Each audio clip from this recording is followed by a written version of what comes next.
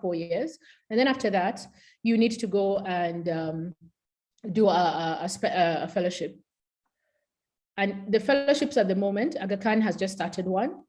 And I think University of Nairobi, and I think in Eldoret. So there are not many places. Indeed, majority of the faculty in Aga Khan went to South Africa, and a couple have come back from the UK. Pediatric neurology, we now have a fellowship. So you have to do pediatrics, and then after pediatrics, you come and do the peds neurology. The issue is around funding. At the moment, most of the people who are accepted into our program come with funding from their county or are self-sponsored. So we only have 8 pediatric neurologists, and I can tell you for free, they're mainly in 2 towns. There's one in Kisumu, I think there's one in Eldoret, and everybody else is in Nairobi. Yeah. Then neurosurgery, there are 36 neurosurgeons, of whom we would say 30 are in active practice. But you can, within neurosurgery is both brain and spine. And that covers things such as trauma, which I think many of you understand. We cover tumors. We cover functional disease. So functional disease are things like movement disorders, neuropsychiatry, which is underdeveloped in our country at the moment, where you put things like deep brain stimulators, vagal nerve stimulators. There are various robotic surgical solutions that are available at the moment. And those are things that are ripe for you guys to get involved in the future. But if, say, you don't want to deal with the brain, but you like the idea of dealing with spine, you can go down the orthopedic spine route, of which there are 20 in the country. So that only gives you about 56 people who deal with the spine. All neurosurgeons are trained in the spine, but orthopedic, you have to do spine to be trained in the spine. We don't have a dedicated neurorehabilitation service in the country, full stop. So there's a gap. To do neurorehabilitation, you normally need to do medicine or pediatrics, and then you spend time dedicated in learning rehabilitation. So this is somebody who's a holistic health provider. There's a huge gap in that role. Then we have psychiatry. Psychiatry, I think it speaks for itself. Still very few, most in urban areas. Neuroradiology, we only have 3 in the country. You need to get into a radiology program. The radiology programs, University of Nairobi, they are 4 years long. You've got Aga Khan, and then after that, you need to go for a 1 to 2 year fellowship. Within neuroradiology, it's not just reporting. And certainly, for example, in Aga Khan, I should have actually said 4, because we've just received a pediatric radiologist who does a lot of pediatric neuroradiology. There is the reporting side, and then there is the interventional side. So coiling of aneurysms and doing various procedures also fall under the umbrella of radiology.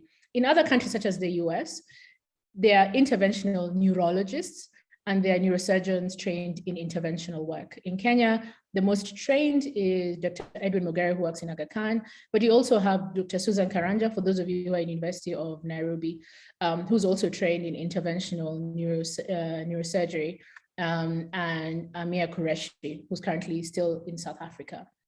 Nuclear medicine, this is about PET imaging. It's a revolutionary clinical practice. When you're looking at, could this be inflammatory? Could this do neurodegenerative? Does the picture fit as part of the workup for mapping for, working out the tumor load in oncology, or sometimes working out, is this really active tumor? Or is it a remnant after radiation? So you say radionecrosis, therefore it's not biologically active tumor. Nuclear medicine has come into a field of its own, but there are only 2 that are registered by the board. Aga Khan is just about to start a nuclear medicine fellowship. So you do radiology, and then you come and do nuclear medicine for a year or 2. Neuropathology, you need to do pathology, and then you become neuropathologist. Only 3, which means that most of our reporting for neuropathology is done by general pathologists. And then neuro-oncologists, the same. There is no dedicated neuro-oncologist in Kenya. We have 67 oncologists, many of whom treat, amongst other conditions, neuro-oncology. Yeah.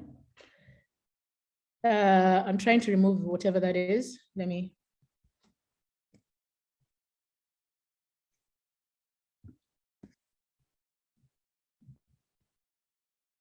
Is that better now? Okay. So the associated careers. So maybe you say, I like neuro, but I don't want to dedicate myself to doing neuro the whole time. There are other overlaps with other careers. If you do anesthesia, there's a specific training for neuroanesthesia. So there are probably about 10 neuroanesthesia trainees. And that means that amongst the work that you do in general anesthesia, you do a significant proportion of it within neuro. And that's revolutionizing our practice. So we've done several cases where the patient is awake or just mildly sedated. It means a quicker recovery time. It allows us to do things like mapping. What does that mean? Your functional mapping. So when you're awake and I want to take out a piece of your tumor, but I want to make sure that that tumor is not critical to your movement or speech. If you're awake, we can get a speech and language therapist to talk to you or to get somebody to get you to move. And I can make sure I stimulate that area with an electrode. If on stimulation you lose that function, it means that that area is eloquent. So neuroanesthesia, it goes hand in hand. The quality of your surgery is very much linked with the quality of the anesthesia and the team that you have. Ditto neurocritical care. So there is now a society for critical care in Kenya, the Kenya Society for Critical Care, and they come from either medicine or anesthesia, and then subsequently training in critical care. So far, we don't have a dedicated neurocritical care, although there's someone about to finish their training and then come back to Aga Khan. And once again, we know that specialization improves outcome. Yeah, so that's something else for you to think about. If you like working in the critical care space, you can still work in neurocritical care through fellowship assistance. ENT, ear, nose, and throat surgeons.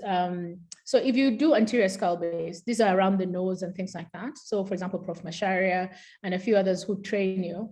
When we do surgeries, they also involved, and they're in skull base repair, tumor work, congenital work, or lateral scale base. So that's the otology behind your ear. So you can do ENT and also have an interest in lateral skull base and work hand in hand with a neurosurgeon to provide care for patients who have posterior skull base anomalies or disease. Neuropathology, I think it speaks for itself. Max Fax, A&E, primary care. So now A&E and primary care are the primary ports of call into care. So it's important that even if you say you want to do primary care, it's possible to get add-on modules to learn. For example, I was speaking to a neurologist yesterday. They now have add-on modules for primary care physicians so that they can learn how to treat epilepsy diseases or headache, etc. So that it is part of your repertoire to treat neuro conditions, but at the moment you don't feel that it is the only thing you want to do. And I was listening to another talk that was saying, how is training in the future going to be? We need to think more about modular and flexibility in our careers. And so that's there now for accident, emergency, and primary care. Palliative and neuroanatomy. So where are the gaps in care? Where do you think there are gaps in care in neuro? Anyone want to write in the chat? Tuamkeni tafadhali.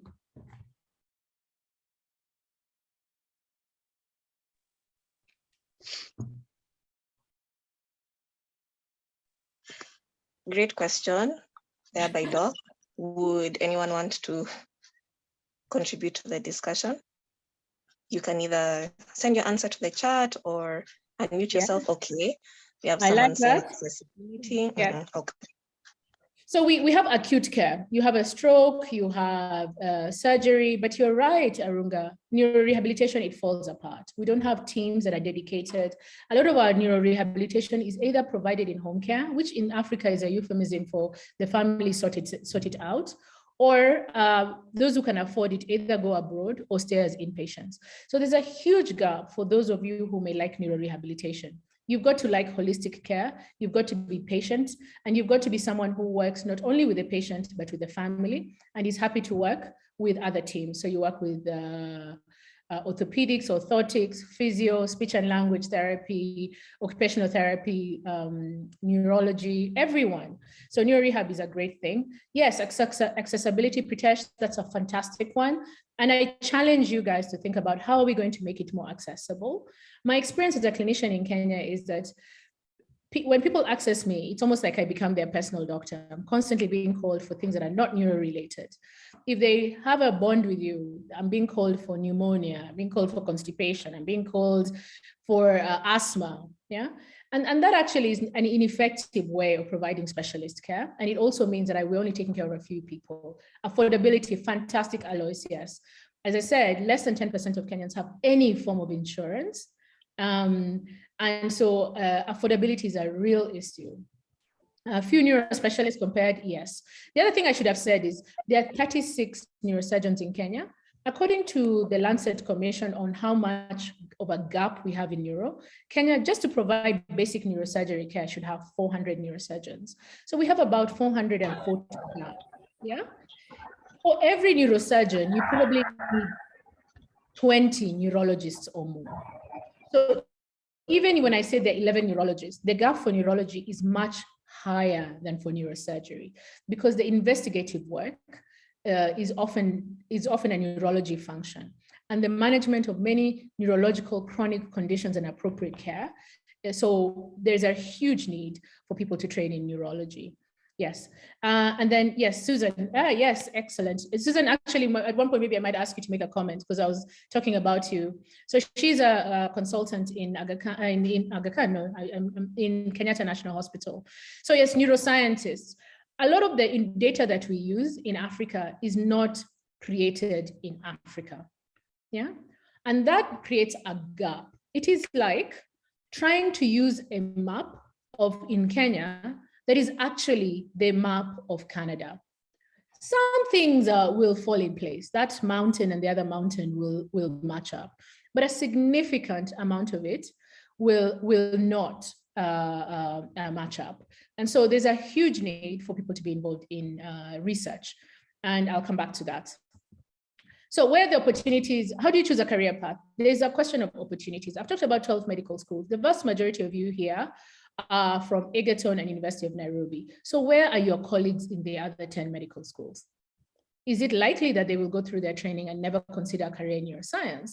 And what is Ubongo's role and Sake's role in reaching all those people so that they can know what the opportunities are within a neuro career? We've got to attract everyone to it. Your personality, there are different personalities that fall into different careers. For example, most neurosurgeons, they like to make decisions fairly quickly. You have to be very comfortable with uncertainty. You have to be comfortable with making high-risk decisions. Whereas if you work in neuro rehab, you have to be patient. You have to think in weeks to months. You have to have priority on quality of care. If you work in psychiatry, you have to think about what are the other factors that may be contributing or promoting poor mental health in this individual. If you work in neuroradiology, you have to be good at detail. You're writing reports based on which major clinical decisions are being made. I'm not saying that you don't need good detail in the rest, but particularly you have to enjoy sitting, looking at imaging and making opinions around them. If you work in neuropathology, you have to be comfortable around tissues. You have to be very analytical and more into science and molecular stuff. So your personality also helps to decide which direction you should go. Mentorship. So I'm glad about Ubongo and many of the other organizations that are coming up, but there are not enough people being mentored. So you develop an interest in something. As I told you, I just fell in love with Professor Ilako's lifestyle and how she taught, and many of the other people I met in ophthalmology, that I almost became an ophthalmologist. So it is my hope that people will feel the same about neurosurgery. They'll look at neurosurgeons and say, I want to be like that person. And to be able to come to events where they can be mentored accordingly, yeah? Finance, it's a challenge. I think many of you know that many of you are self-sponsored, and many of our residency programs are self-sponsored. There's also a fallacy around finance in the future, where people are choosing careers. There was a study done in Nigeria, and a lot of the people were choosing neurosurgery thinking based on potential income. I think some things should best be left to the movies. The vast majority of doctors earn a mean income. So from time to time, you see this information about the top earning doctors. If you look at the normal distribution curve of anything, you're choosing to look at the anomalies. It's like when people think all Kenyans can run, yeah? Some of us are not going to volunteer. We're Kenyans in a race outside the world because we're not going to keep up with the Kipchoge Keunos. The same is true for income. And then the other thing is around family. Now, I put here family to say that there are different impacts. As neurosurgeons, I could tell you for free at the moment I'm on call. That means that if I had certain family needs, I would need to think carefully how that is provided. So it doesn't mean that you can't do neurosurgery, but the career that you choose has an impact on your other aspects of your life, like your hobbies and your family. I put a word of caution here because particularly women tend to make career decisions on families that don't exist. When I was in medical school, one of the reasons I wanted to do ophthalmology is I thought that means I'll be home in time to cook dinner. Yeah. I've gone through my whole training and I don't have children. So I would have been home cooking for dinners for children that don't exist. And I'm not saying that, not having children is having children or not having children is a pro or con. I'm trying to say, be careful about making major decisions on your life very early on in your medical school based on a future that does not exist. Like the likelihood is that you will find a partner who will be supportive and you will be able to combine the two. You'll also need to learn how to delegate. In other words, you cannot be everything. I am not, yes, I can cook and clean and do all those things, but I don't do it all the time. I'm very pragmatic and say, today I'm going to focus on this patient, or today I'm going to focus on this, and the rest will have to wait. So yeah. What does it take? Talk about your bachelor's. So because I've told you about the very few training opportunities in neuro, you have to be on the right side of the curve. So the more honors, prizes, involvement in things like Ubongo, your CV has to stand out.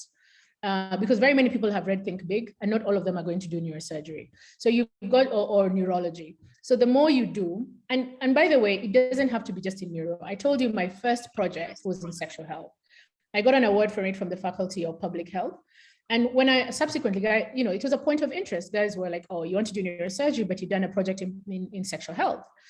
Some of you might do projects in neuroanatomy. Some of you may do projects in community medicine. Everything you do, apply yourself to the most that you can. Why? Because the more you push yourself, the more opportunities are open. So it's like training well for the Olympics. Even if you go and you don't do well in one race, there are other races that you can do well in. You've got to plan your CV to be ready for the opportunities. So for example, in Aga Khan, we tend to get people shortly or 1 year after their residency. So if you're going to choose a neuro-based career, be it going through medicine, or you're going to do pathology, or you're going to do radiology, you've got to be ready, because the selection process is often 8 to 9 months before the job starts. So we're interviewing a lot of people who are the internship or the year after internship. So now is the time to start putting your CV together to reflect the idea that you're serious about certain elements. Now, you might say, I'm not so sure if it's neurosurgery or medicine. Take a project that has a bit of overlap. I didn't talk about the fact that when I was doing my internship, shortly after internship, and I was choosing to do ophthalmology, I chose a project in A&E. And the project was around access to ophthalmology and the outcomes. Now, I can use that same project to talk about access to health. I can use it to talk about, I want a career in A&E. I can use it to talk about ophthalmology. So think about how your opportunities align. We talked about the MEd program, and then you have to prepare yourself for fellowship training. And once again, it's a competitive process out there. So the more you do in your MEd that is outside of your syllabus, the more opportunities you open for yourself. And then opportunities for practice. And as far as you can see, the opportunities for practice everywhere. What will I do when I grow up? Now, once you have done, even now in medical school, please align yourself to what just makes you happy. It's okay. Some of us are just going to be clinicians. We'll see patients and that's all we'll do. Some of us are going to be educators. And now remember what I told you with the collegiate system. You don't necessarily have to be at University of Nairobi or Aga Khan. Many of the centers around the country are asking for trainers. So there are people in Tenwek, there are people in Consolata, Coast General, who are trainers. And to do that, you have to take dedicated time to learn how to be a trainer. It's not a passive process. Or you can be a course instructor, and there are very many courses that are coming up. So one of the ways to build yourself up is in medical school is to volunteer for the same. Ubongo is going to train. Maybe you get together and say, let's get somebody to teach us how to teach, how to reflect, how to organize a course, how, all of that. I see Dr. Shitsama is on the call. She runs a teams-based training for JQuat. So, reaching out to her and saying, I want to be involved and be a volunteer for when you're training or doing different things. And she also leads a lot of mentorship programs if you're in JQuats. So those are the things to think about. How do I plug in with someone else? And nobody's an island. So if you want to do something, volunteer to help somebody else. At the moment, I'm working with the Surgical Society of Kenya, and we have 8 medical students who are helping us with the social media and communications. Yeah. That means that as they are helping us with putting everything out from a communications perspective, they're also getting to spend a lot of time with different surgeons. And that is going to influence which direction they take, because they're observing us and they're deciding whether they prefer one way or the other. And then researcher, we need research, we need clinical research. If I tell you what is the outcomes of stroke in Lodwar, nobody knows. If I tell you what is the compliance rate for epilepsy medication in Kibera. We have a limited amount of data. Think about questions that are relevant to your practice. I came and did a project in sexual health in Kenyatta because I had been exposed to that clinic. Yeah. So maybe you might be in this program saying, yeah, but most of my colleagues come from group of schools or whatever schools. But what is unique about you and your community? There are questions there that need answering. Yeah, we used to do projects in school. I remember one of the ladies went and did a project about compliance with drinking water in kindergarten, and she's now a psychiatrist in pediatrics, pediatric psychiatrist. She just wanted to know, do children drink water if you give them access? And what she found out is they will drink water provided they don't have access to soda. So that made a lot of kindergarten schools take away all their soda vending machines and just had water that was readily accessible to these children, and the children readily drank the water. Another one did around attitudes towards FGM. She came from a Somali background, and she was able to gather data that nobody else can. She was a female of the community, and she was a health practitioner. So think about research that is relevant to you, because that's where the real motivation to continue with that will be. And then basic science. If I tell you that we don't know the true molecular pathology of tumors in Africa, certainly in sub-Saharan Africa, there's a huge gap there. So you may like some of the neuro, but you don't necessarily want to be with patients all the time. Then consider doing a PhD and MSc. Consider spending time in KEMRI or MRC or other research organizations and become a basic scientist. Administration and management, we all need people who understand health as well as the management aspects. So Strathmore Business School have health management courses. There are a lot of them that are now online on Coursera. You may want to, for example, align yourself. One of the guys I went to medical school aligned himself with the medical managers, and now he runs a lot of medical management and IT solutions, but he's also a pediatrician. So he works a pediatrician 2 days a week and works in medical management and IT 3 days a week. And then health advocacy, the same. So opportunities in the future. I see I've just run over a little bit. Please bear with me. Telehealth. We talked about access. Kenyans have more mobile phones than there are Kenyans. Yeah. So maybe the solutions for health, I'm reaching out here to my pharmacist colleagues, etc., is in us designing appropriately, culturally appropriate telehealth solutions.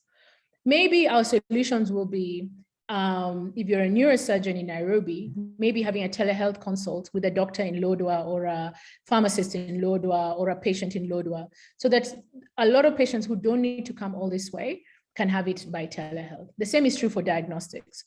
Somebody has an ECG. Do they have to come to Nairobi with that ECG, or should we look at telehealth solutions that require limited data applicabilities? That was the breakthrough for M-Pesa. When M-Pesa made Kabambe be able to be used for financial transactions and communications, etc., then they really opened up the market. So when you're here listening to me, ask yourself, you're very good in IT or you're very good in translational stuff, how are you going to hook it up with the realities of Kenya? Integration with AI. So all that information that we have on our phones, if you think about Google is watching us all the time. All that information we have in our hospitals as we increasingly digitize, maybe what we need to do is apply AI solutions, yeah? AI standing for artificial intelligence or data science.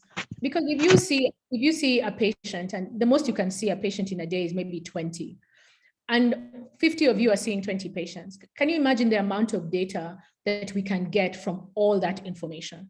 Perhaps Pritesh will call me next week and say, yes, but all of you are seeing X number of patients, but I've realized 20 of them are the same patients. They're seeing the 5 of you every week. Now there we have a problem with access. It means our patients don't trust the system, or your patients are falling off, or you're doing all these operations, but 6 months they're all dead, or they are not back in school. All this data science and analysis is going to change how we practice. How we train is going to change. If at the moment we are going to the DR and we're doing whatever, but maybe the future is going to be around VR, AR, etc. Computer interface links. So some of the neuro work is going to come by putting in microchips, such as Neuralink, to help people maybe recover from paralysis. There's already use of transcortical stimulation using various magnetic and electrical impulses to help treat neuropsychiatric conditions and epilepsy. So there's a huge crossover for those of you who like computer science and neuroscience related. And then remote working solutions. In the future, maybe as a radiologist, you'll be based in Lamu and people will just send you images. This is the reality in many parts of the world. So even when you're choosing your career, you might say, I want to do radiology, but in the future, I want to have the flexibility to learn from anywhere. Those of you who follow Kalebi, recently he was talking about how he was on a holiday while still doing his PhD because he just needed internet access. So that's also going to be part of how we create solutions for our patients. Internet access everywhere, and the patient, doctor, pharmacist, therapist can find an interlink in between. And then the hub and spoke care of specialist services.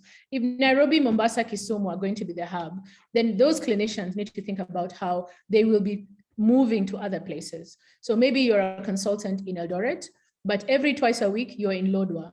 You know, and maybe every once a week, you're the one running a clinic in Kapenguria. We've got to think flexibly about how we're going to work if we're to reach all Kenyans. And the challenges, I think we've talked about them already. Equipment, medicines, workforce planning. It is a long journey to be in neuro. It is a fantastic time to be in neuro. You make a tremendous amount of difference in your patients.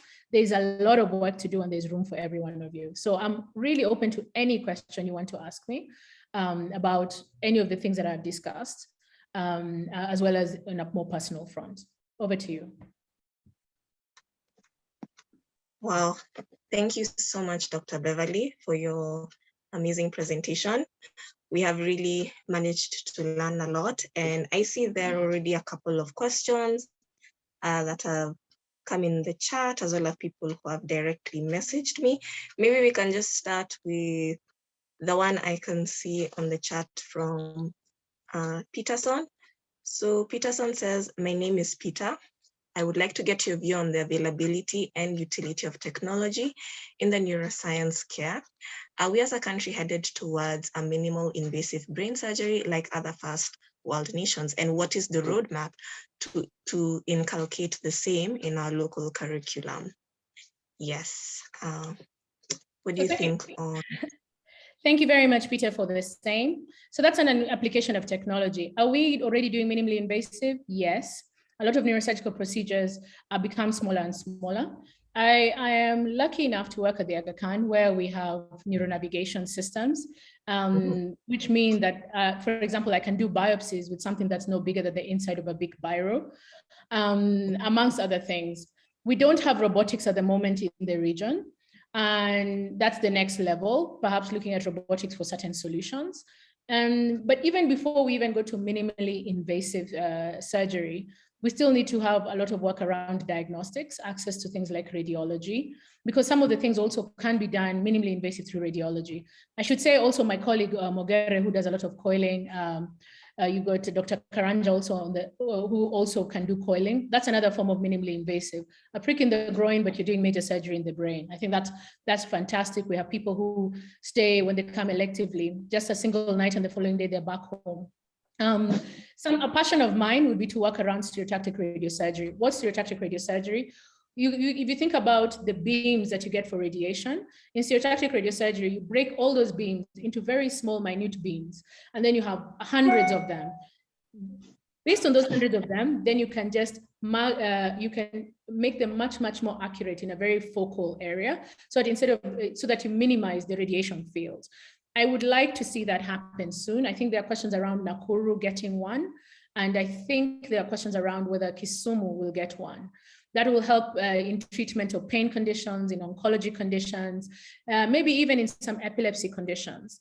The challenge we've got sometimes is when the technology comes, it's not readily accessible. So remember, I told you, I've got some of this equipment in Aga Khan, but I'm only seeing 1 to 3% of the population. There are questions around accessibility. How does the NHIF and the government make it possible for you to come to Aga Khan and get this procedure? Or how does it make it possible for you to go to Kenyatta and for the same equipment not only to be available, but to be functioning? Yes, so we're heading there. There's Peter just, yes, there's a lot of hope. Next question.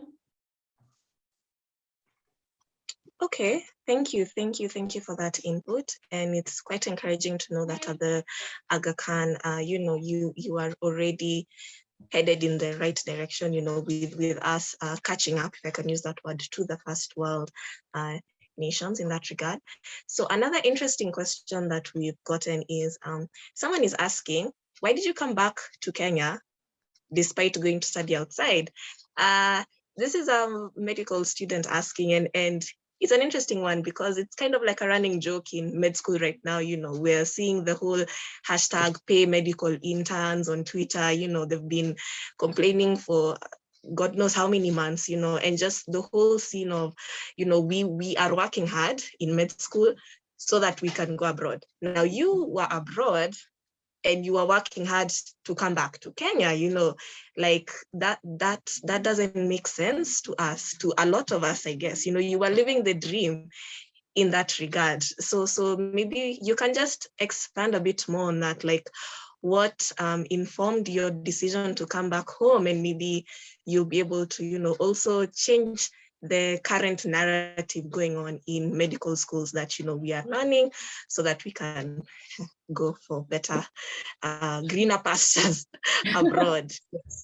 So the pasture is always as green as how you perceive it and how you water it. I think that, so when I left and I went abroad, I was very much in the same space. And I'll be very blunt with you guys. So my mom teaches in the University of Nairobi, for those of you who know, yeah? Oh, and she does obstetrics. And so for me, one of the reasons I went abroad was, one, I want to see the world. The second one is I did not want my mother to teach me and my boyfriend about sexual health. I was like, oh, those lectures would be awkward. But, at that time, maybe I should have just gone to Moi. That would have been cheaper. So I went abroad really to see the world. When I was there, I learned a lot. I really, really did learn a lot. The things that informed my coming back home were the following. The first was my family. In the time that I was away, and I was away for more than 20 years, there were very many people who were born and died that I never really got to know me, and I didn't have a relationship with them. And that kind of bothered me. I remember one day my cousin, when she saw me somewhere, laughed and said, I'm called Chebet.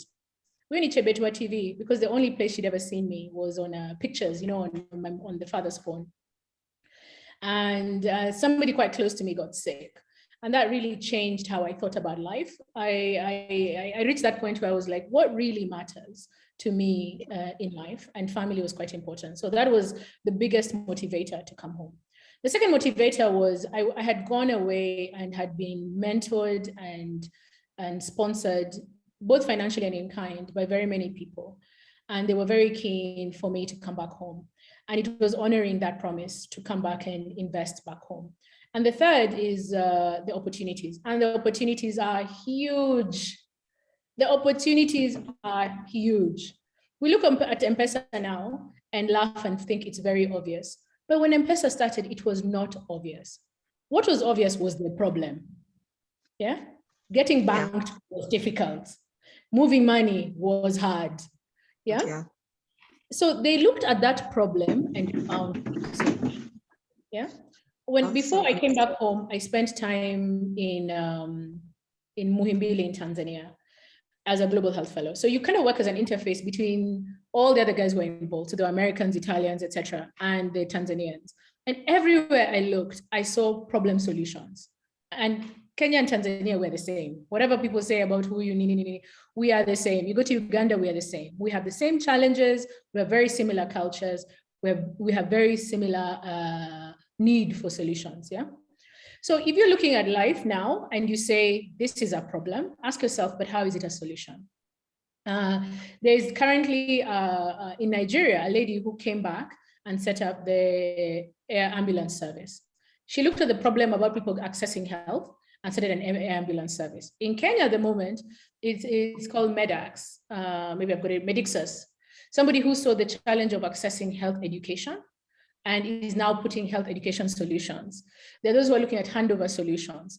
So tonight, go home and write all your mashidas, yeah? And ask yourself, how do I turn this into an opportunity? Wow. That is where your opportunities are going to come. Because I've had so many opportunities coming back home. I'm talking to you guys. You guys didn't know I existed, yeah? I've been involved in various international committees. I've been involved in various speaking opportunities.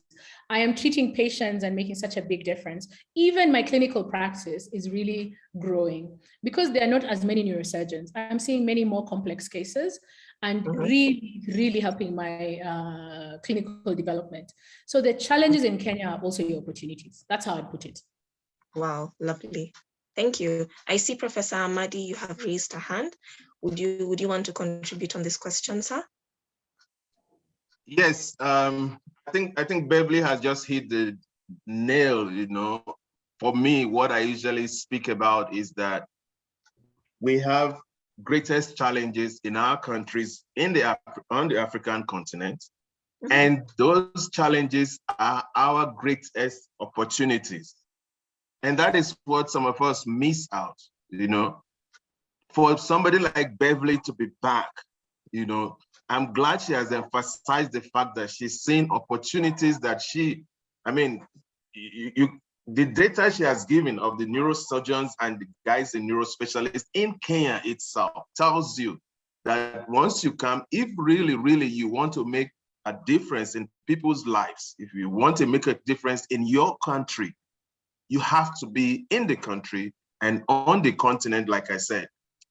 There are speaking opportunities, there are training opportunities, there are so many international involvements that you can deal with right from the African continent. I always believe that there's a group of us that are needed on the continent as we aspire to be a neurosurgeon or any of the neurospecialists. If you look back, you will see that the opportunities we have in the country, on the continent, are so enormous.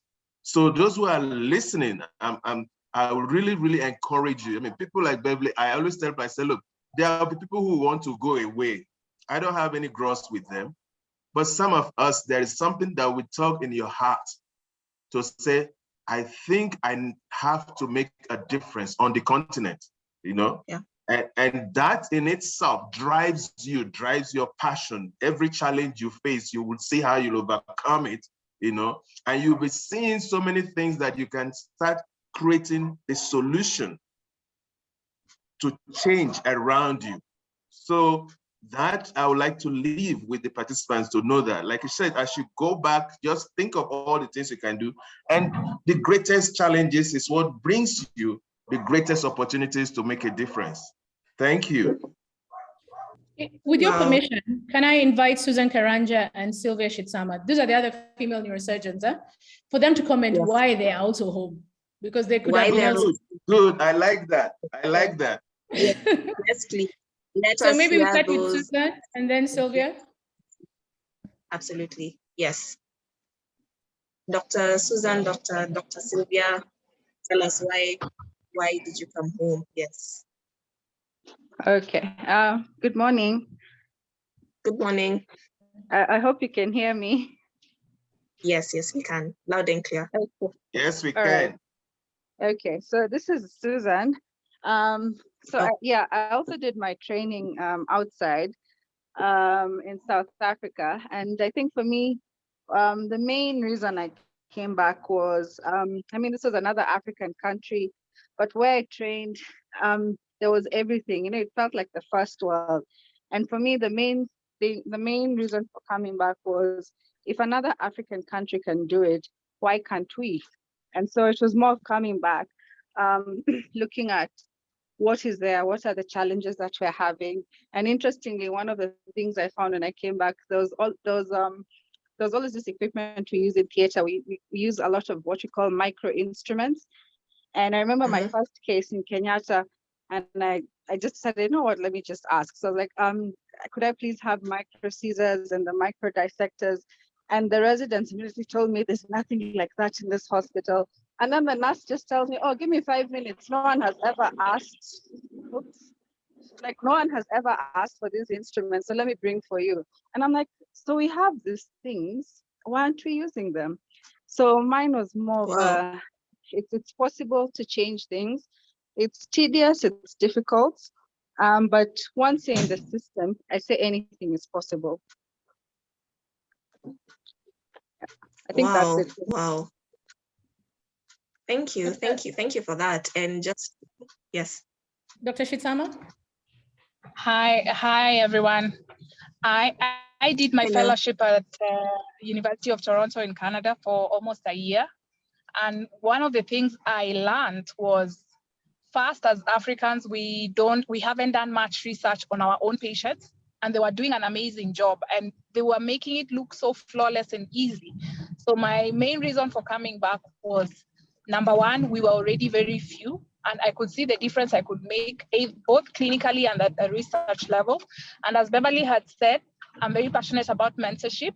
And I thought if everybody that I interacted with had the information of how it was possible to run some of these projects and be able to provide our own data and use our own data to decide how we are going to manage our patients, because some of the outcomes we have maybe are different, and we can use our data and say, this is what we're going to do. And that's the main reason that we come back. Thank you so much. I should add that we don't always see the potential in ourselves. For those of you who like IT, Google has a head office in Kenya, yeah? So does UNEP, so does Oracle. Like, all these people are coming here and you're leaving. They're seeing something you're not. They're seeing something you're not. Yeah?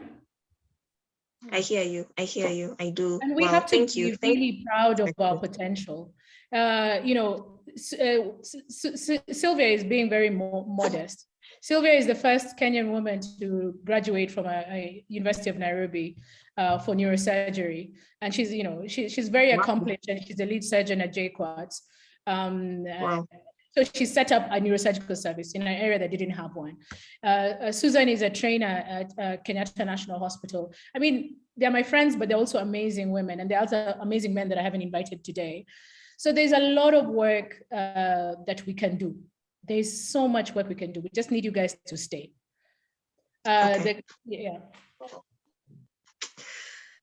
Medical students, have you heard?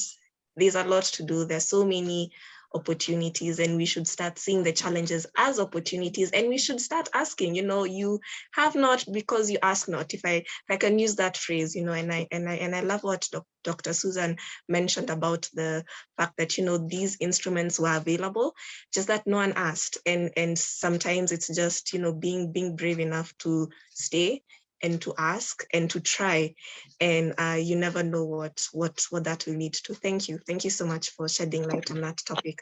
Maybe to go on to another question that has come in. Actually, maybe I can just allow you to expound more on this, because there are a couple of questions along this line when it comes to the different schools that someone can go to, like in Kenya, in Nairobi. So there's a question about, does Aga Khan have a residency program in neurosurgery? Someone else was asking, like, what are the best schools? Someone else was asking, what is the application process? Like, what are some of the things that they can start working on now to make sure that they would be able to qualify for the program in future, you know, and just everything around that space of applying to schools, qualification. Yes, perhaps you could touch a bit on that. So there are two programs that I said within Kenya for neurosurgery.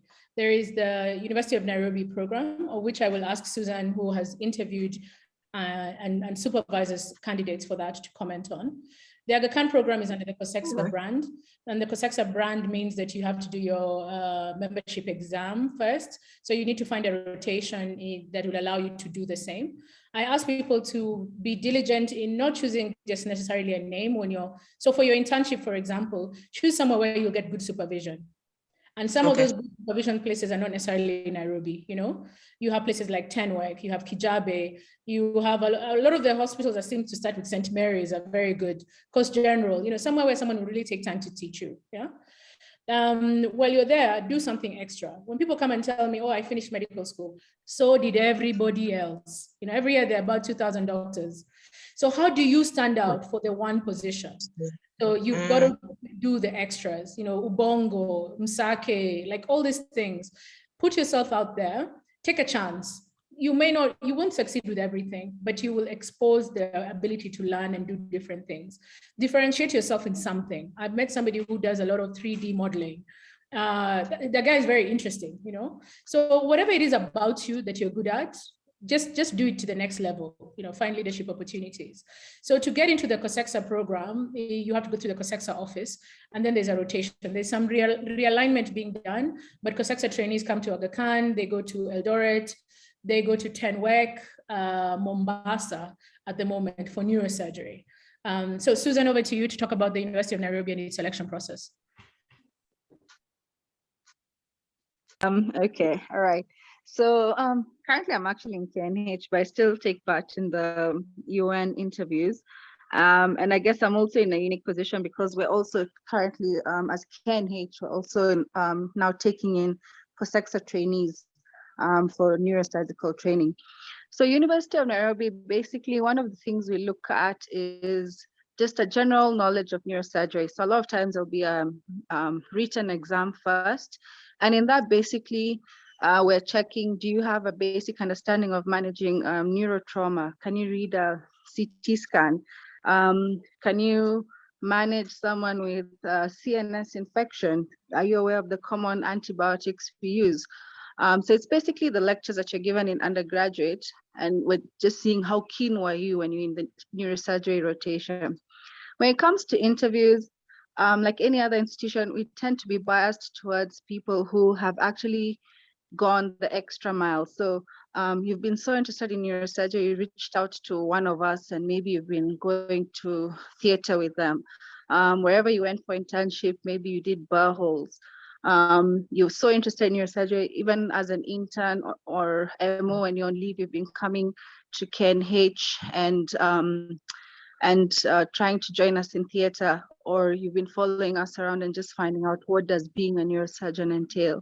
So going that extra mile is actually what most of the candidates who are picked have, that makes them stand out from everyone else. So if you've chosen this as a line of work, then you need to be very interested, very keen, talk to Bev, follow her around. If you're in Nakuru, Nyeri, Embu, those have neurosurgeons. Have you been going to theater with them? Then this thing of which is the best training center. I'm not a keen believer in best anything. It's you to decide what are your goals in the training. Then that's what guides your selection of a center.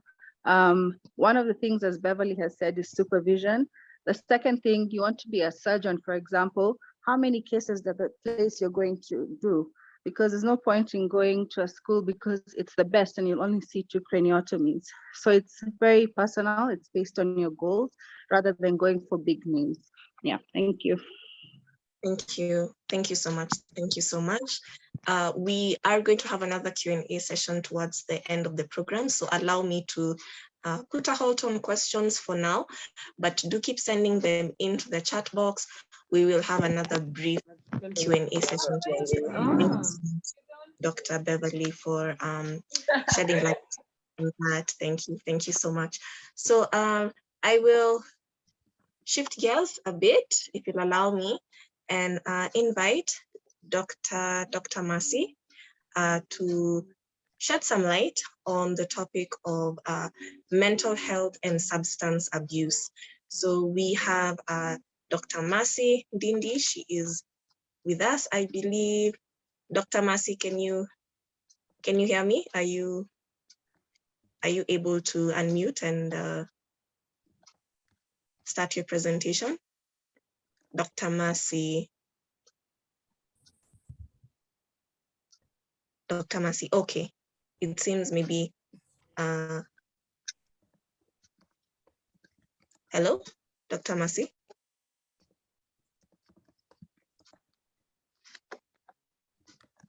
I see you're unmuted. Okay. Oh, good morning, everyone. Morning, everyone. Good morning, Dr. Rifino. Yes. Yeah. Let me come up. Okay.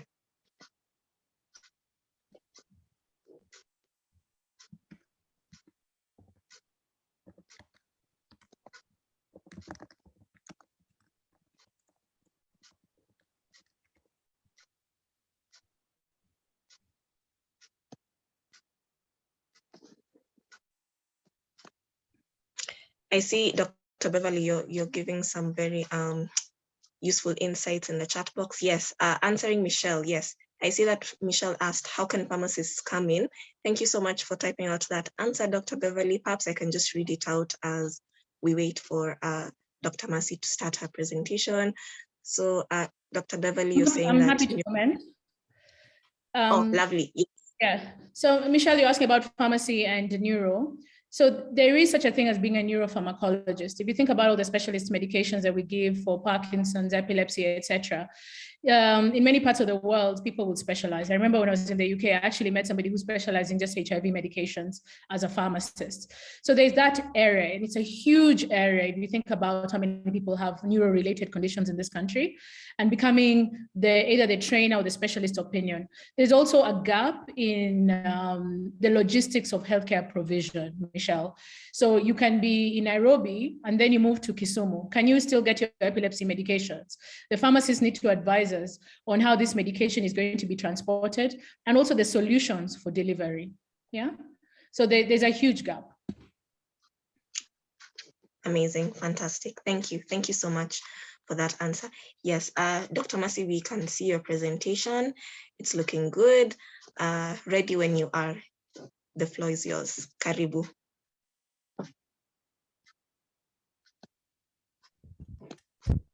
Yeah, thank you so much for this invite. I'm called Dr. Mercy Musa. I'll just share a few points about substance use and mental health. I know this, I'm currently a resident doing my master's in psychiatry. So this is what I was told to share on. And it's so important that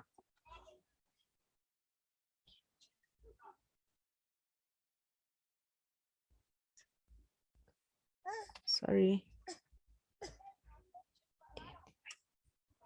Yeah, so let me say that substance use is on the rise in Kenya, and more especially among the youths. And I'm sure in this call, many of you are youths. Current statistics shows that actually half of the drug users are aged between 10 to 19 years. And adolescents and youths are actually the backbone of our country. So substance use is a very big problem among the adolescents and youths. So we know that if this age group of adolescents and youths are affected, then there will be a decline in literacy levels, loss of productivity, and even economic loss to the country. So that's why I was told to talk about this subject. I'll try and make it a bit brief. But one thing for sure, studies in Kenya already have shown that drugs that are most commonly abused is they are nicotine, alcohol, and cannabis. And Kenya being an economic hub, there's been a very high surge of drugs of different sorts. And recently, in 2016, a CADA survey showed that among the secondary school students, there's a prevalence of 9.3% of students who take alcohol. Other prescription drugs, they go to the counter, they pick drugs of around 6.8%. Cats is 5.9%, and so on and so on. So you can see that tobacco, cannabis, and all these cocaine, heroin, they're on the rise. Is a big problem in our community. So we need to discuss about it. We need to be aware about it now. Know that substance use disorder is actually a diagnosis in psychiatry. Most people think, or they don't know about it. So substance use disorder is actually a pathological way of using substances, and it results into both physiological, behavioral, and also social consequences.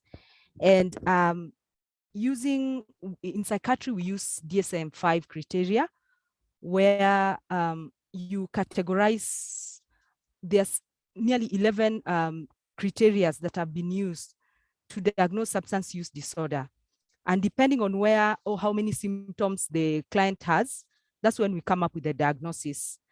Now, this is what I was talking about, the 11 criteria.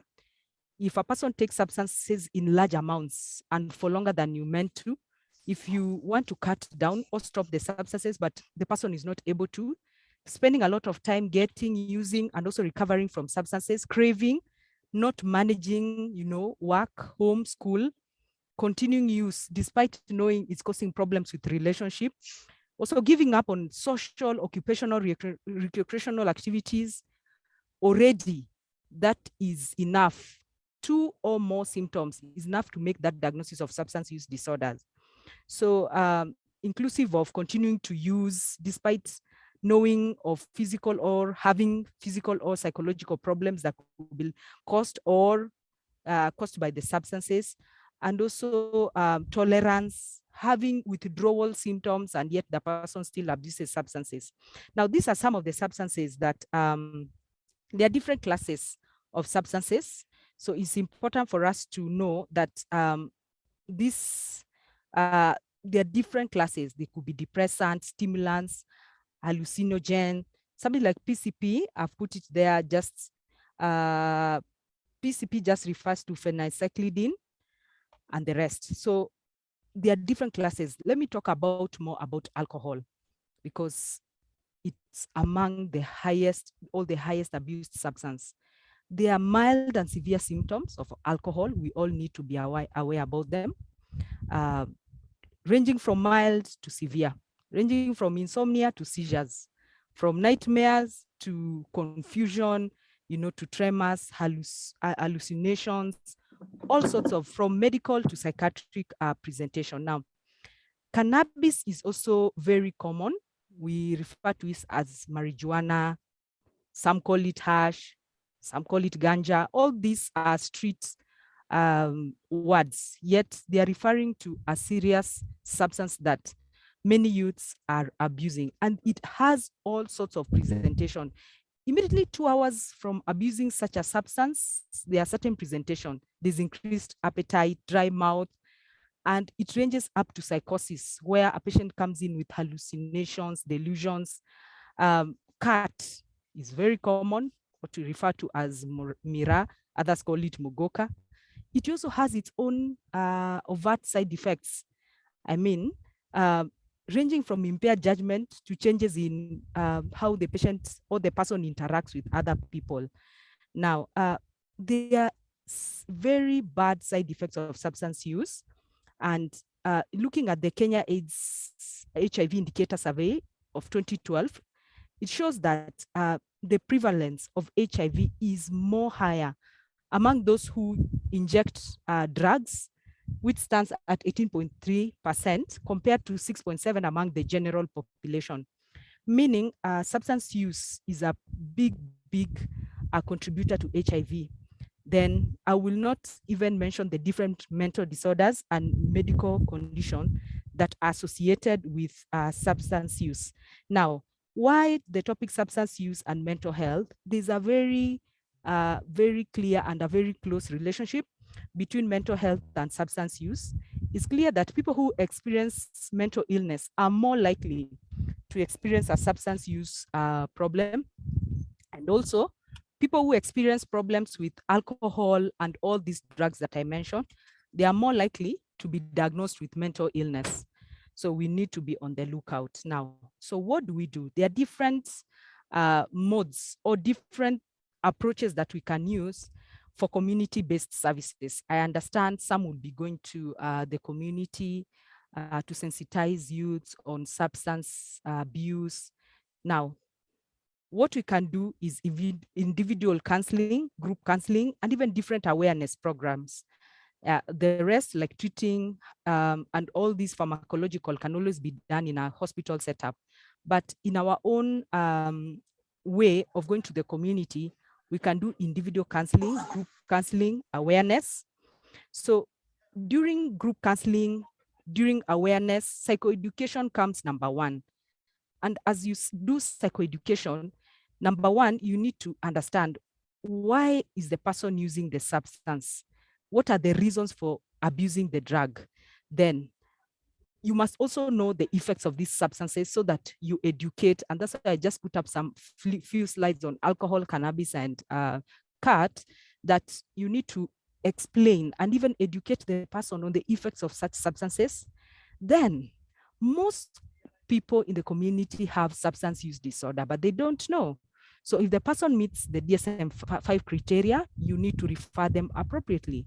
We have many rehabilitational services, starting from government to private, that can be able to handle substance use disorder in a more organized way. And there are different treatment options that we have.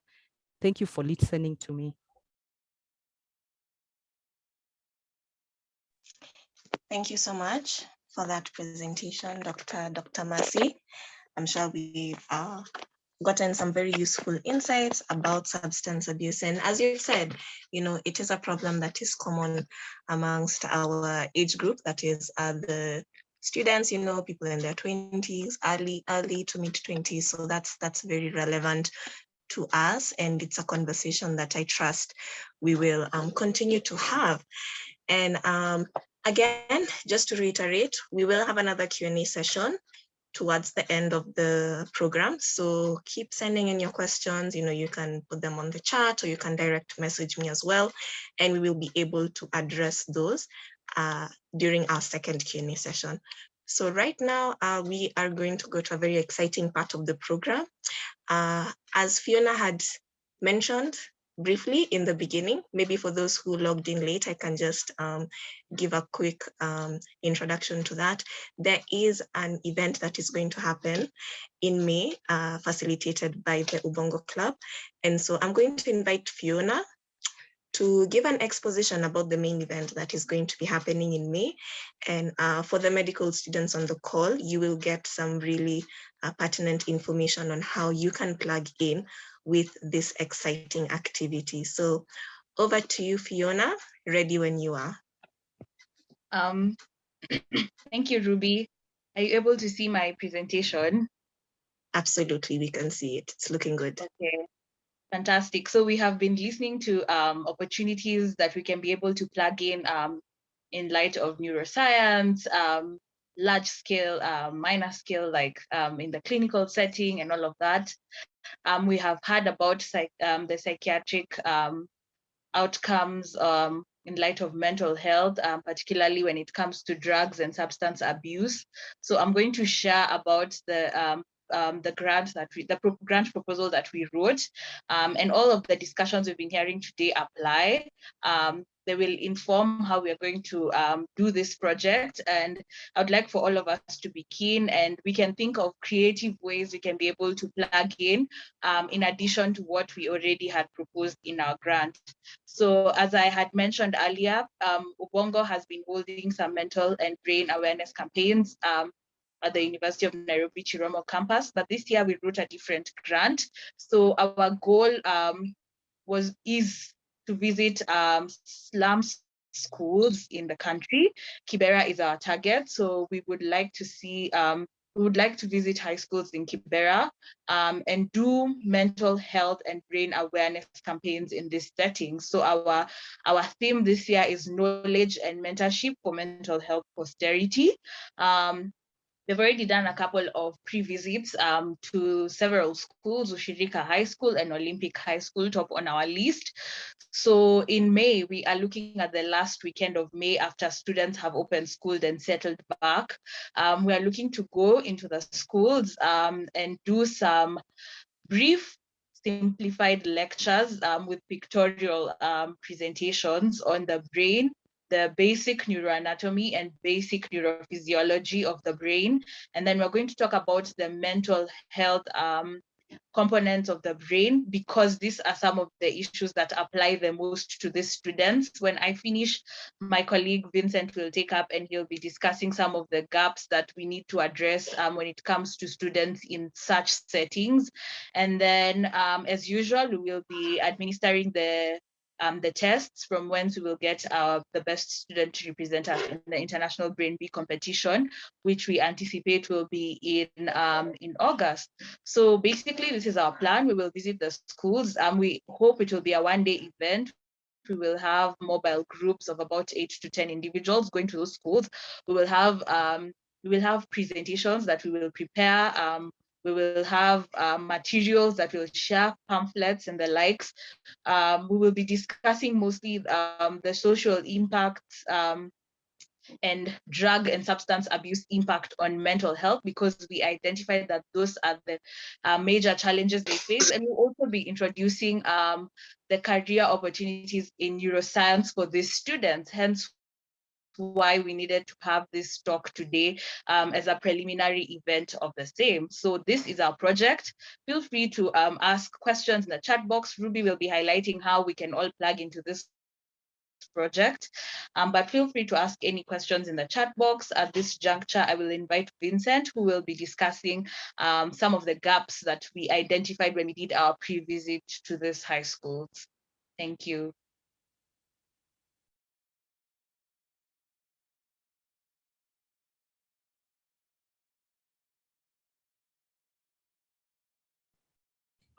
Thank you so much, Fiona. Ruby, if I can confirm if I'm audible. Yes, we are hearing you loud and clear. Karibu sana. Okay, thank you so much. Once again, just to appreciate the entire team, even back from the background, from the team that helped plan and set up the entire meeting, to all the speakers who've graciously shared with us today. We're really grateful. And even as Fiona has given a brief overview on what we've been doing back since Ubongo was founded, and the diversion or the difference in which we'll probably partake this year's event.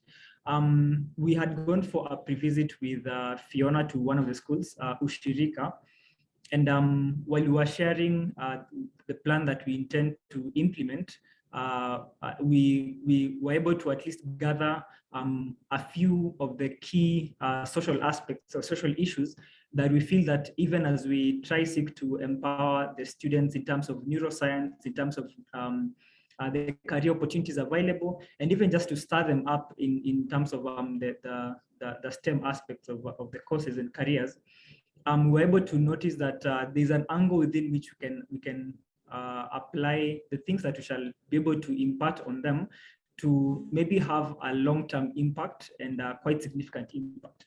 Now, I'll just present, share with you a few cases that will probably give us an idea of what particular issues we can still use the knowledge of neuroscience and try see whether we can sort of advocate for improvement in terms of these areas. So one of the key issues that the administrator for the school shared with us is most of the children in the school are facing challenges as regards to being introduced into early marriages. In fact, earlier on, they did some sort of a survey, and they're mentioning that in most schools around the area, about let's say about 20% of the students have either been exposed to early marriages or are coming from families who are quite upfront with that. The other challenge that most of the students face is coming from a slum setting whereby such a small room can be shared by several people. So aspects of privacy become quite an issue. And so most of the students, the school that we went for a pre-visit particularly was a girls' school. And so the main cases that we were given, the case were mainly from that aspect, but I'll also shed light on some of the challenges that we were also briefed to anticipate as regards to the other school, which is now Olympic. So most of the girls in the school have reported cases of sexual molestation with the individuals in which they share the homesteads with. Some of them even being relatives or husbands of their sisters and so on. And so most of them face the trauma of being sexually harassed by the people they live with. The other challenge they face is in terms of substance abuse, which is quite significant. And routinely they have to conduct some drug screens just to ensure that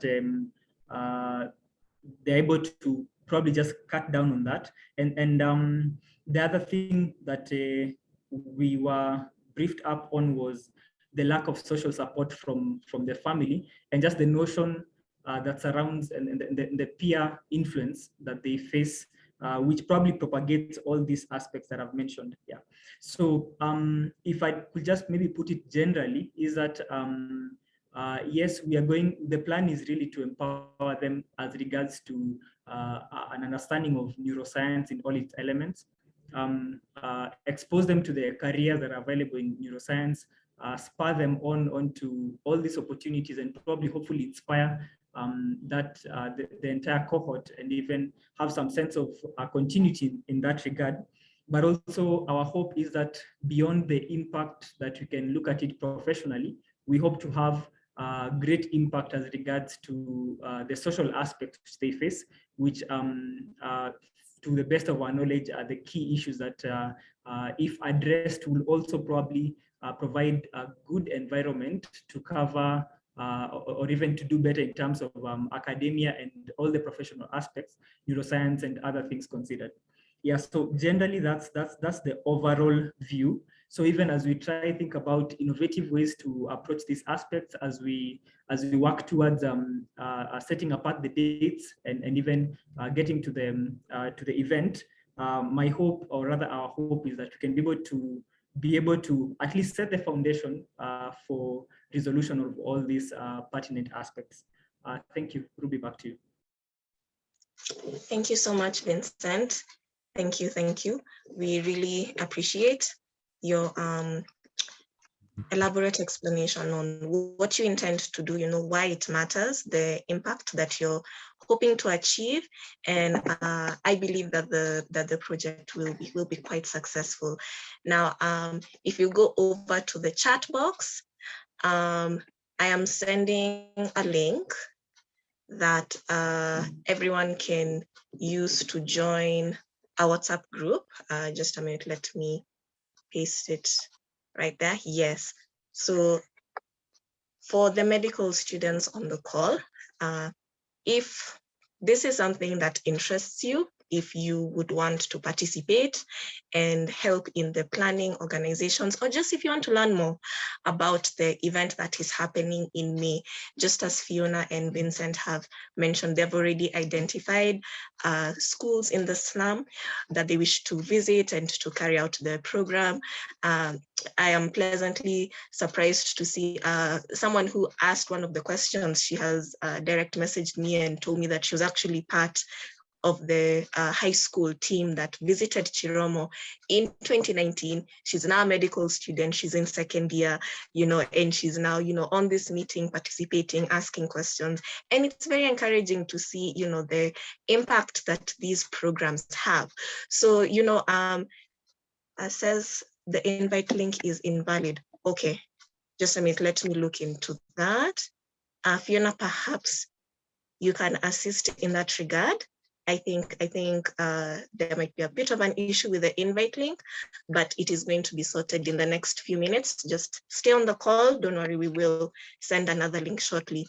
But just as I was mentioning before, we have people who are beneficiaries of the program and they have now joined med school, they are now participating. And so you can be assured that this will not be a futile venture, there's so much opportunity. And just as Dr. Beverly and Professor Amadi, Dr. Susan, Dr. Sylvia have mentioned to us, that when you see a challenge, think of it as an opportunity. And so in this case, schools in the slum, there's such a huge burden, there's so much need.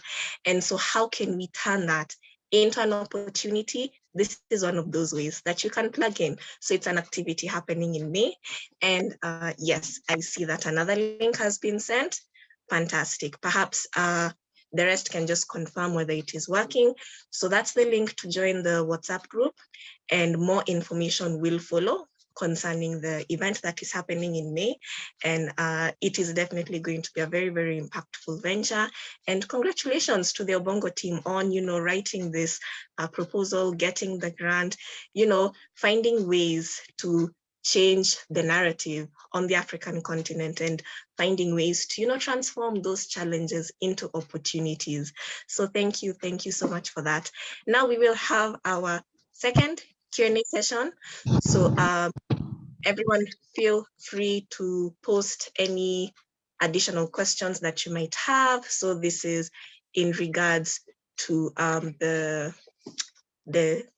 event that has been explained to you.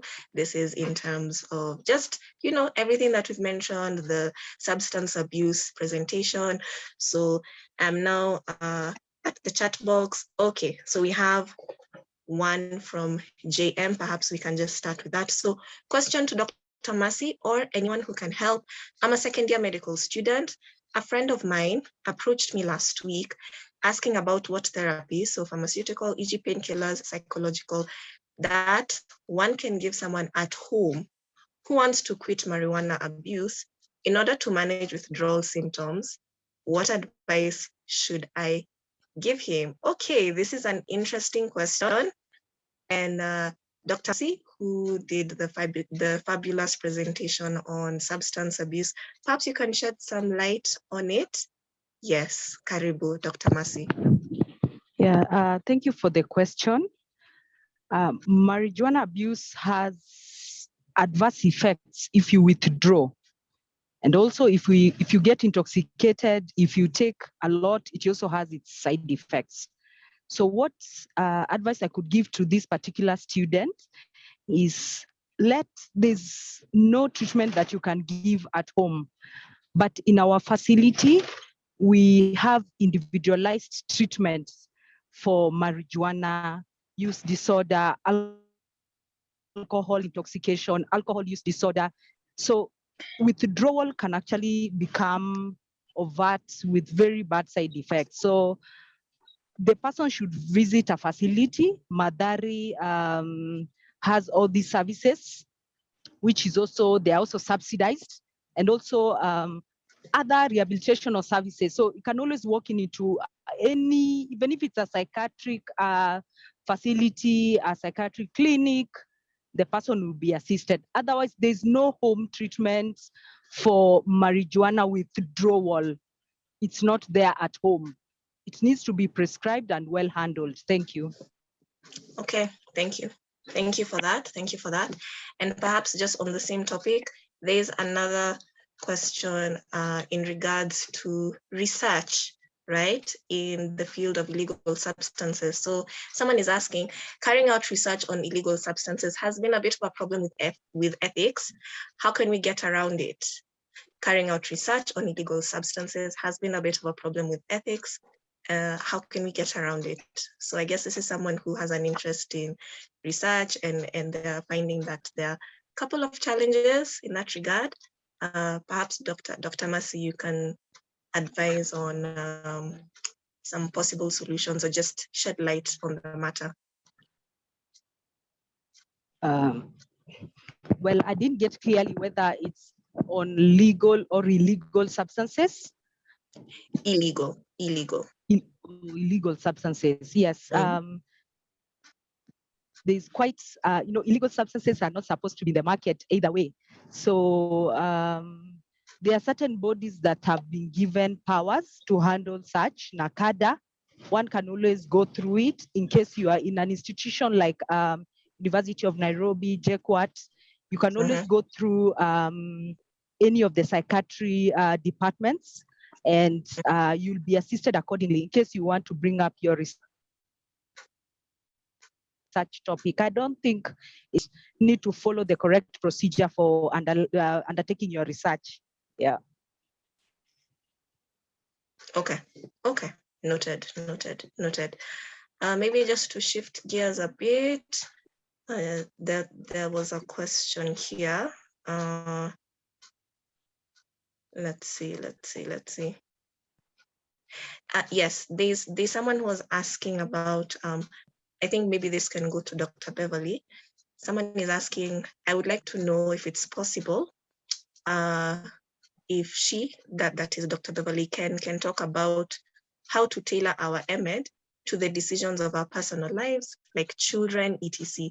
So this, I can even combine it with another question someone was asking. What is the workload like and like stress levels? They were even asking, if you can give an idea of like, what does a normal week look like for you, kind of like day in the life of a female neurosurgeon. So in terms of, just that work-life balance, what does it look like for you so that they can just get an idea on what to expect, maybe then how to anticipate various challenges, so yes, maybe you can touch a bit on that. So thank you for that question, which in many ways I'm expecting. But the interesting thing is guys are rarely asked about how do you manage your work-life balance between your wife, children, and your golf, which means that we still seem to see Yes. the responsibilities of the home as a thing that women do. Yeah. So Yes. I think the first thing I said is, if you've read the book by Sheryl Sandberg, which says Lean In, it really echoes that a lot of women start to make a lot of decisions around children they don't have. They start in secondary school. I need to come home and wear the clothes and And so you exclude yourself from environments you should be. For as long as you are child-free, whatever, you should not really limit yourself based on your gender. You should do everything that you need to do, because there is a price paid for it later on when you try and compete for something and you change your mind. If you haven't done the work before, it's like trying to run for the Olympics. The Olympics was in 2020.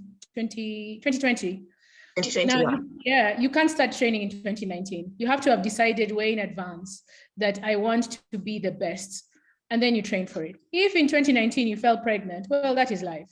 But you cannot get your foot off the pedal because of children you don't yet have. That's the first thing. The second thing is to know that decisions are made as a couple. And this is for both men and women. Choose your partner very carefully and be really honest about what you want to do. Do not surprise your partner. 3 years into the relationship, now all along I wanted to do neurosurgery or orthopedics, because just as they're choosing you for the lifestyle that you're choosing, you are choosing them for that honesty. So be honest with them what you want to do. There is no such thing as an average life in a neurosurgeon. I'll give an example. So in your residency, you just do what it takes. They are long hours, and they need to be long hours because you need to know what happens to the patient for a prolonged period of time. It's not just in surgery. I would say that in fact, my FRCS is FRCS in surgical neurology, which means I am a physician first who happens to operate. So you need to know critical care. I was in A&E last night. I've just been getting calls from critical care right now. You have to know a lot outside of theater. And the only way to do that is contact time. That contact time makes a difference. So just know that your residency is going to be tough because you really need to be dedicated to it. But there is nothing that comes easy. If you wanted to be a runner, if you wanted to be a pilot, you got to put in the hours. It's a little bit easier when you become a consultant because you can tailor your practice towards your priorities. So for example, when I was in the UK, there were some who decided to become consultants in hospitals in more rural environments, so that they could be close to their home. I remember the running joke is there's one of the neurosurgeons, you'd find him outside of work with his tractor, because that's what he liked to do. He liked to farm. He liked to walk in the farm. So he then directed his career towards that. The career in Kenya is you have to be available all the time. So that's why you have to know what to delegate, and you have to be flexible and available for that. So there's no average day. I'm on call this week. I could be in theater every day. I could be in theater none of the days, but I still have to be available. So I think that's the advice for women. Don't start making decisions even before you have a boyfriend. Don't do that. That only widens the gap towards opportunities for you. Just do your best in everything that you do. When you get to that point in life, look at your options. Then the other thing, remember, is even if you have a child, you're pregnant for 9 months, you're breastfeeding for a few more months, and then increasingly the child then develops their own level of independence. So create a network of people around you who will help you. Be comfortable with the idea that you will not be there for everything. Guys do the same. Guys do the same on calls. They're not there for everything. That's what I'd say. Fantastic. And maybe just the final question on this topic, because there's quite some interest in the topic of the work-life balance, and even borrowing on the book that you've mentioned, Lean In by Sheryl Sandberg. It's an amazing read. I have read it. And one of the things that she mentioned is just how women should sit at the table. And so someone is asking, what are some of the challenges that you faced as a woman in STEM, as a woman in medicine, rising to the level that you have, and just how do you navigate the imposter syndrome of, it being perhaps a bit of a male-dominated field, but I guess I can even question that concept because, the three amazing neurosurgeons that we have on the call today do happen to be, Kenyan women, African women in the field. So yeah, just someone is asking, how have you managed to navigate those dynamics as a woman, to be able to confidently sit at the table? Yes. So there's an intersectionality between what you consider your privileges or disadvantages. So in the UK, I was a minority for being Black and also for being a woman. Then in Kenya, I'm only really a minority for being a woman. But there are 6 women out of the 36. So already 1 in 6 women in Kenya who's a neurosurgeon. One in 6 neurosurgeons is a woman. So the numbers, a lot of things around culture, therefore they're not hard and fast. Some of the challenges I face and still face is the assumption that leadership is imbued on a man. So I have male registrars and the patients look at them when I'm talking. Almost like, do you agree with her? Yes, you have people who make comments like, spine, are you going to be able to manage that? And then there are other things that are to do with my mentality. The thing I was saying, don't make choices before you're ready to get to a certain place. I was going to make a lot of decisions in my life based on children who did not exist. And it's you have to be careful around that. But things are changing and things are changing fast. Some of the things that you face are not necessarily that someone doesn't like you. It is just that whenever you introduce diversity into a space, things need to change. And that change can be uncomfortable for many reasons. Yeah. So if, for example, if you have a room, many of us live in homogeneous environments. If you look at, for example, the issue of tribe in Kenya, my tribe is like this and my tribe is like that, but the other tribe is the other way. What people are trying to say is I am uncomfortable with change. But diversity is the only thing that progresses things in society. So whether it is your cultural background or your gender or whatever, you should still go forth. The things that the imposter syndrome is real, but as you achieve different things, sometimes I look at it like, I can't believe I've come this far. And there are many people who feel like that. So you're not alone. I maybe Professor Amadi, you make a comment about your experiences on the same, because there are not many of you to know. As well, yes. Professor Amadi, I see that your hand is raised. Welcome to give your contribution on this. Yes. Yes, thank you. I think it's something, first of all, I want to make sure that everybody understands that we have this globally. It's not just an African thing. It's not a Kenyan thing. It's not limited to any country. So there is that global approach to deal with specific challenges, that is associated with our female colleagues. In the last SONA meeting we had in Accra, the World Women in Neuroscience had a specific symposium session, and we've been interacting with them to get a sense of the global issues around the female colleagues in the area of neuroscience in general, including, like Beverly is talking neurosurgery and so on and so forth. So there are approaches to use. Alba Network, again, organized a webinar. They did a survey from SONA to get a sense of, the challenges our female colleagues are facing.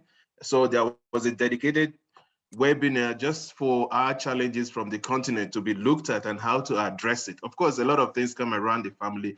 A lot of things come around how we see our female colleagues in the community, then progresses into the academia, progresses into practices, and so on and so forth. But there is a change that is taking place. There are recognitions of peculiar natures of our female colleagues around the family. I'll give some example, like the International Brain Research Organization, that gave Ubongo that grant. One of the things it's introducing is that there are specific grants around our female colleagues with family challenges that should not prevent them from either participating in a conference or even taking up a grant. You can always negotiate. I've proposed that they must negotiate, open to negotiate even different timings. If there is any interference from the family background or from the cultural setting of the workplace or whatever. So those recognitions are there. So we need to inform a lot of our colleagues on these things and the approaches that are used. I know that my society too, which is I'm representing the African continent, the International Society for Neurochemistry, we've made provision for female folks with kids at a certain age who want to attend a conference. There's a dedicated grant, that they can apply for, to make up for helpers during the conference.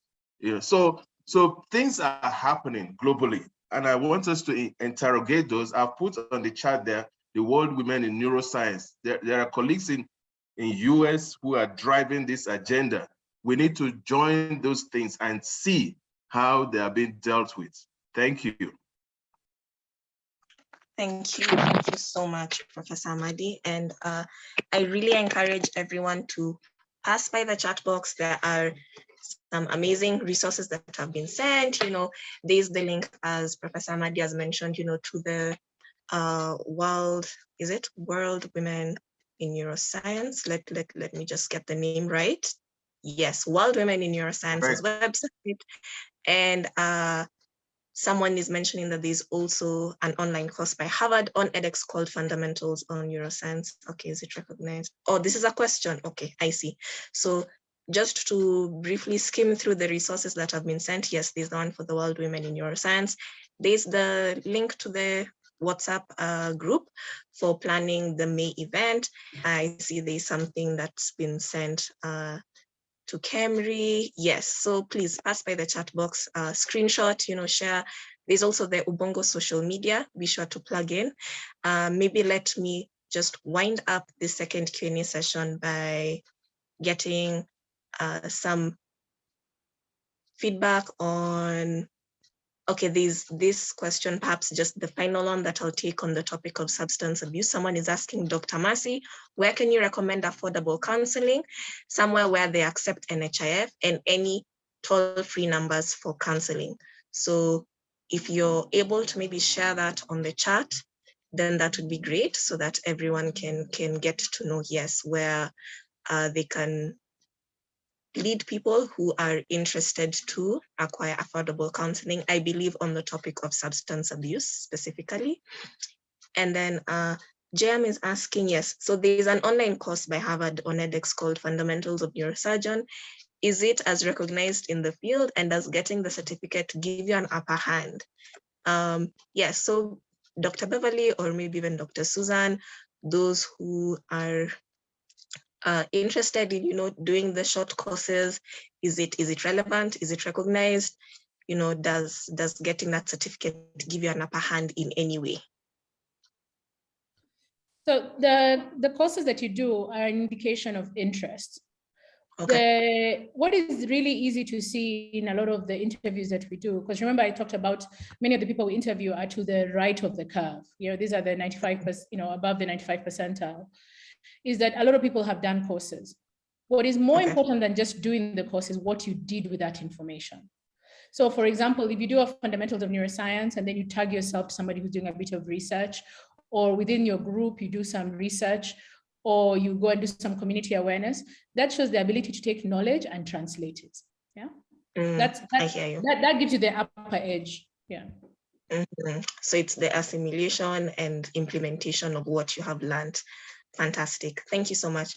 So the last question that I'll address to Fiona and Vincent and the gang at Ubongo. Someone is asking, how do you join the Ubongo Club? So maybe you could shed some light on that as we wind up. How does one join the Ubongo Club?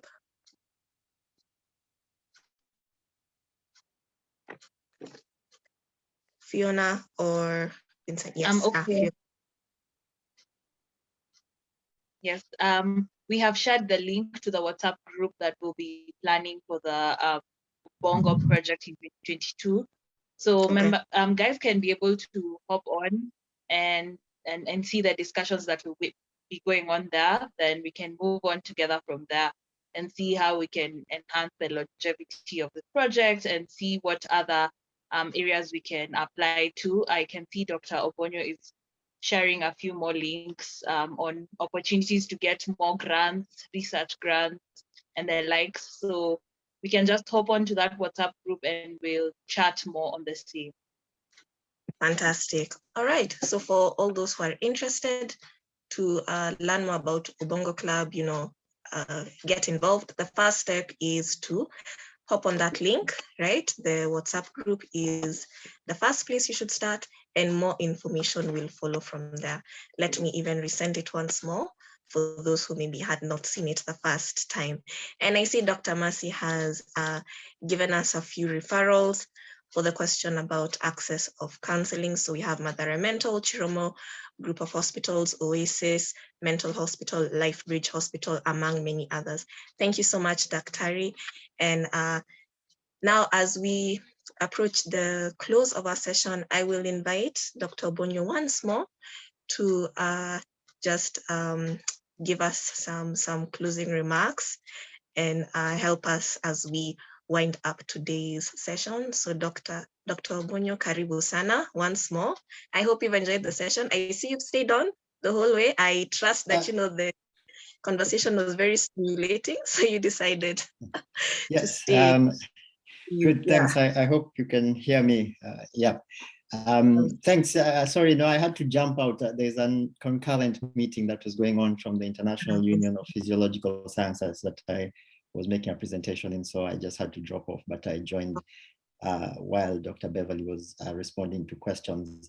The beauty again of this kind of virtual sessions, I mean, I've never met Dr. Beverly except when she attended a session on Dr. Kingori with my very good friend, Dr. Peter Kitungu. I see online we also have colleagues, Dr. Sylvia Shitsama, who is one of our senior colleagues at the Kenya Medical Association.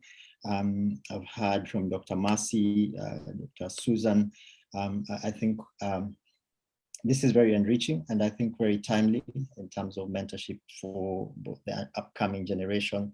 Just to reiterate what Professor Amadi had mentioned, I think the Society for Neuroscientists in Africa, the background, it's very rich. It started in Chiromo, Professor James Kirumbi Kimani the late, and the very first IBRO-sponsored neuroscience school on the continent was actually held in Nairobi in 2001.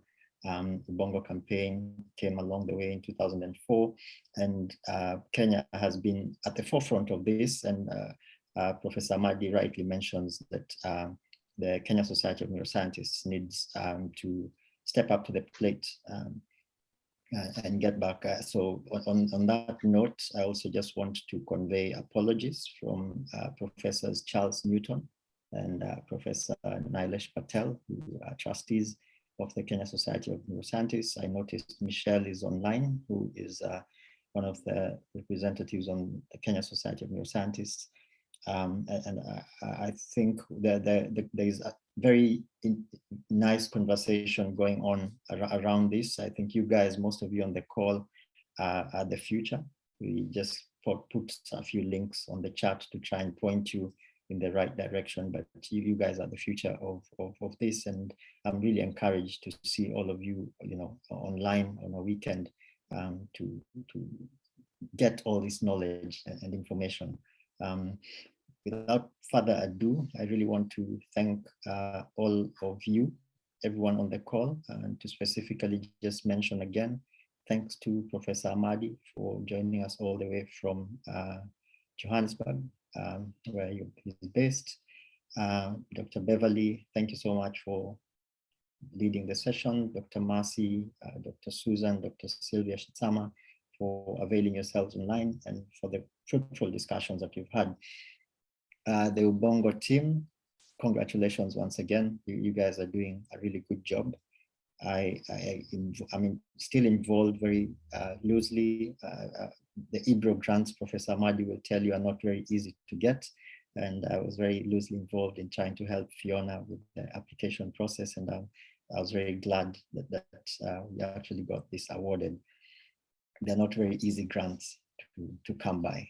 And congratulations. And I really like the way you have a program that is already well articulated on how this grant funding will be utilized. I was very pleased to also hear that one of the former participants of an Ubongo campaign during the high school sessions is currently on the call and currently, in medical school. So it just shows that the pipeline of mentorship that was started is building some momentum in there. There's really I can keep talking about all this, but I really want to thank everyone. It's an ongoing conversation. The folks at Ubongo have shared a link on their WhatsApp, a link on the chat, and I'd encourage as many of you as possible to log on. If you also want to get in touch, I can share my email over there. I'm also very much in touch with the Ubongo team, and you can feel free to get in touch in case there's any specific questions that you want handled. I'm just typing my email over there. Fantastic. I'm at the moment based at the Critical Care Research Group. My research interests are looking at how the heart insults the brain. So mainly hypertensive research, looking at stroke and hypertension, and also just critical care aspects, so managing critical care patients. So feel free to get in touch. I'm also a member of the International Society of Neurochemistry that Professor Ahmadi is the African representative of. And I encourage all of you people to, walk along with us. We are more than happy to hold your hands, mentor you in all this. Last week, I was just talking to a group of medical students, and I see Kennedy Mudomi online. He just got us to talk about research. We're more than happy to be involved in these kinds of things. So thank you, everyone. Thanks very much, Dr. Beverly. Thanks, Dr. Ahmadi. Thanks, Dr. Masi, Dr. Susan, and Dr. Sylvia. And I want to end it there from myself. Thank you. Thank you. And speaking of emails, there has arisen another question. Maybe this can be like the last one. Someone is asking in regards to mentorship, if the other neurosurgeons on the call and the professionals, so there's a specific request for Dr. Beverly, if you would be open to maybe sharing your email or any way that the students can get in touch with you in regards to matters mentorship, and just to continue this conversation. Oh, I see Professor Ahmadi has done the same. Thank you so much, Professor Ahmadi. And yes, so Dr. Susan, Dr. Sylvia, Dr. Beverly, feel free if you're in a position to, to share the email address. Yes, fantastic. I see them coming through. So students, this is the time to, take those screenshots, and you can continue the conversation from there. Susan and Sylvia are away, but reach out. Got it. Thank you so much for that, Dr. Beverly. So those are the email addresses, and I look forward to us continuing this conversation. Also, hop on the group chat, and we will, I believe, have a very fruitful session in May, and we also look forward to other such Ubongo events. So the last thing on our program, in typical Gen Z fashion, we need to take a picture, right? Because if you don't have photos, did it even happen? So I would love to encourage as many of us as possible turn on your camera, right? If you're in a position to, please turn on your camera. We just want a group photo. Like I said, we are still very much so Gen Zs, and we like to document memories, times like this, moments, it's just so special that we do get to engage in this way with so many different people. So Fiona or Vincent, you can tell us, what does the frame look like? Are we looking good? Can you see a good number of us on the photo? Oh, nice. Okay, I see people are turning on their cameras. We're looking good. Oh, nice. Okay. Hi guys. Nawaona sana. Okay. So what's the best way we can do this? Vincent, maybe you can advise. Can you see a good number of tiles on your side?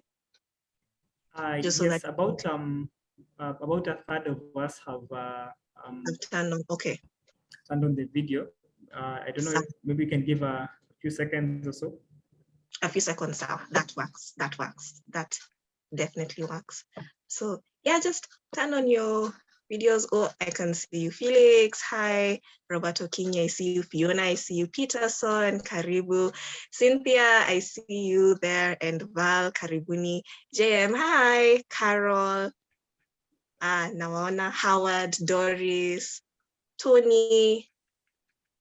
I see you all quite well. Karibuni sana.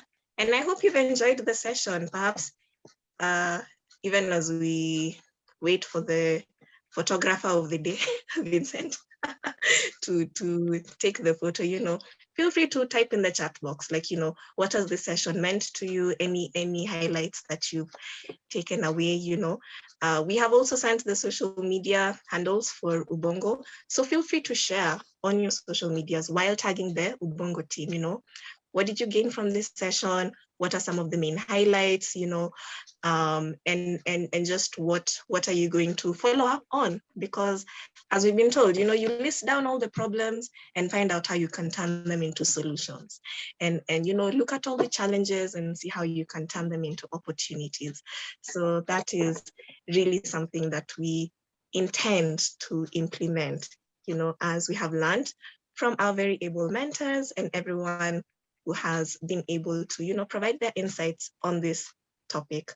Vincent, are we ready? Should we smile for the camera now? Yeah, I think that's the cue. So I'll take okay. a screen snip from my end. So okay. Okay, so I think we can do what we do when you're taking photos. Just smile. You know what to do, right? Okay. Yeah. So I've taken photos from the two screens. Yeah. Okay. Fantastic. Fantastic. Thank you so much. Thank you, everyone. It is now 11:29. Just before you wrap up, just to add another part to the whole neuroscience family. If you love to travel, neuroscience is the best opportunity you can have to travel. Neuroscience will give you that opportunity to travel the world. Okay, I'll leave that as my final remarks. Thank you. Thank you. Thank you, sir. Thank you. Thank you so much. And I can say that the meeting has been successful. Thank you, everyone, for your time. It's now 11:29 East Africa time. I know we have people in different time zones, but yeah, from us in Nairobi, tunasema kwaheri, asante, and hope to engage with you soon in different forums. So thank you, everyone. I will end the call now from my side. Thank you. And goodbye. host. Yes. Asante.